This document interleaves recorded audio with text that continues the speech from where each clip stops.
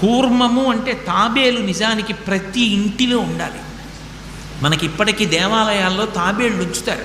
ప్రతి దేవాలయంలో తాబేలు ఉంటుంది. పూర్వం ప్రతి నూతిలో ఒక తాబేలు ఉంచేవారు.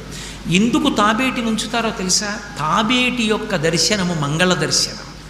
తాబేటి వంక చూస్తే మంగళం. అందుకే ఇంట్లో కనీసం తాబేలు బొమ్మ అట్టి ఉంచుకుంటారు. ఉంచుకుని ఒకసారి ప్రయత్నపూర్వకంగా దాని వంక చూస్తారు. ఎందుకు తాబేలు ఇంట్లో ఉంచుకోవాలి అంటే దాంట్లో ఒక రహస్యం ఉంది. దీక్ష అని ఒక మాట. దీక్ష అన్న మాట దేనికి అన్వయం అవుతుంది అంటే యజ్ఞానికి అన్వయం అవుతుంది.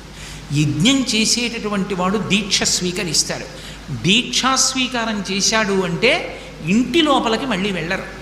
ఇక పూర్తయిన తర్వాతే ఇంట్లో కడతారు. ఇల్లు విడిచిపెట్టి బయటికి వచ్చేసి దీక్షావస్త్రాలు కట్టుకుని మేళతాళాలతో యాగశాల ప్రవేశం చేస్తారు. ఇక ఎప్పుడు మళ్ళీ ఇంటికి వెళ్ళడం?